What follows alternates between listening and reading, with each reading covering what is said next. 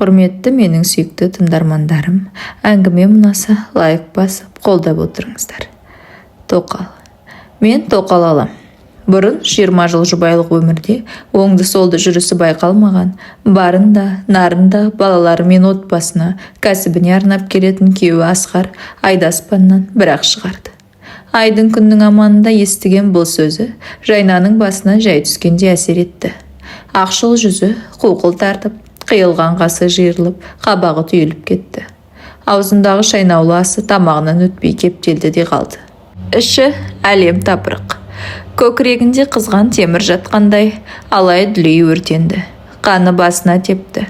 Күйеуіне өмірінде мұндай ызасы келмес. Ашуға бұлыққаннан қасық ұстаған қолы, үстел астындағы тәпішке киген аяғы дір-дір етті. Мен саған отбасымызға 20 жылымды арнап келемін. Не жетпейді саған? Айтшы қане, сен дегенде аянып қалған емеспін. Киімің жуылы, үтіктеулі, төсегің салулы, үйің тап-тинақтай. Ең дәмдіні, жылы жұмсақты сенің аузыңа тосам. Бала тәрбиесінде де саған жұмыстан шаршап келді ғой деп салмақ салмаймын. Ата-анаңа да қатулы қабақ танытып көрген емеспін. Иә, рас.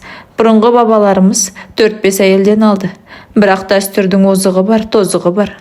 Атамыз да, әкеміз де тоқал алмай-ақ кемі 10 баланың әкесі атанды ғой. Кемпірлермен қауқылдасып, алтын тойға қол ұстасып жетті емес пе? Сені біреумен бөлсер шамам жоқ. Айранда үйіп отырған шаңырақтың төбесін ортасына түсіруге тәті барған қандай сайқал ол? Ардан безген қаншық. Шашын жұлып быт-шытын шығарамын. Оның көзіне көк шыбын үймелетемін. Көрсетейін оған, менің күйеуіме тоқал болғанды деп Жайна айқайлап жылап, үй ішінде шу шығарғысы келгенмен үндемеді. Ішін қызғаныштың қызыл иті тырналап жатса да, сабырлылық, байсалдылық танытты. Азаматын сыйлайтын салиқалы әйел ретінде өзін-өзі қолға алды. 40-тың 5-еуіне келіп қылық шығарған Асқарды барынша түсінуге тырысты. Еркекте бала сияқты ғой, кәсібі өрге домалаған соң, дәулеттің буына мастанған шығар, ақылға келер, райынан қайтар деп түйді. Мұндай әңгіме арада болмағандай жүре берді. Арада апта өтіп, Асқар сол тағы да тоқал туралы әңгімені қозғады. Тоқал аламын, бұл әзіл емес Жайна. Жайнаның бірінші сөзі, кім ол? Болды. Әсем, сенің ауылдасың. Әсем Жайнадан 15 жастай кіші, араласып жүретін ауылдас сіңілісі еді. Сұлу, ұзынша бойлы, 25-тер шамасында. Байлықты, ақша шашқанды жақсы көретінін байқаған. Тоқалға жарыпсың, деді іштей. Әйелі жаман адам ғана тоқал алмайды ғой. 2 қыз бір ұлымыз бар. Ұлыма ұл қосылғанын қалаймын.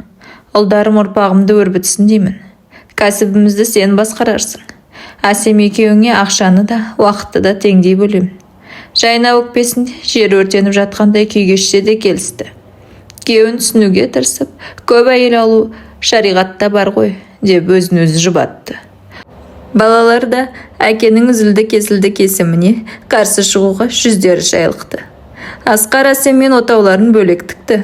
Уәде еткендей отбасылық кәсіптің тізгіні Жайнаға тиді. Жас әйелдің буына мастанған Асқар Жайнаның үйіне аптасына 2 рет, кейде 1 рет қана бас сұғады. Бірте-бірте бірнеше апталапта келмеуге айналды. Не қажет, нендей көмек керек, деп сұрап кетеді. Жайна қашанғы сүлесоқ күйде жүре бермек, өзін-өзі қолға алуға тырысты. Кәсіптің шашауын шығармай осында ұстады. Дәулет өзіне тиесілі болғандықтан шашын сәндеп, бетін әрлеп, жарасымды киінді. Бірақ шаңырақ бұрынғыдай шуақ шашпайтындай. Жақын досы, сырласы, ағасы, отағасы, тірегі, қорғаншы саналатын Асқар жанынан табылмағансын, ішкі дүниесі қаңырады да тұрды. Уақыт сынаптай сырғып, Әсем 9 ай 9 күнде өмірге сәби әкелді. Асқар күткендей атұстар болмады. Бірақ бұл жаңалыққа Асқар аса бір ренжи қоймады. Келесі перзент ұл болатынына сенді. Қызының есімін еңілік қойды. Перзентханадан шыққан соң Әсем шақалақты емізуден ат-тонын ала қашты. Қойшы, емізбеймін. Сәби су алған кезде омырауым салбырап кетеді. Мынадай әдемі тырнақтарымды да қия алмаймын, деп азарда безер болды. Бұл қай сөзің? Баланы емізесің. Жан, түсінші, менің олпы-солпы, салпы етек әйел болғанымды қаламайтын шығарсын. Ал еңіліктай, ана сүтінсіз де өседі ғой, деді еркелей сызылып. Асқар қарсы болғанмен сөзінен қайтпаған жас әйелі нәрестеге күтуші жалдап, емізікпен сүт ішкізетін болды. Әсем кішкентайын күтушіге қалдырып, құрбыларымен мейрамхана кезіп, сұлулық салондарының табалдырығын тоздырумен болды. Босанған соң толып кетемін деп, фитнес залынан шықпады. Қысқасы, үйде тұрмайтын болды. Асқар үйге қашан оралса да, Әсем жоқ боп шығады.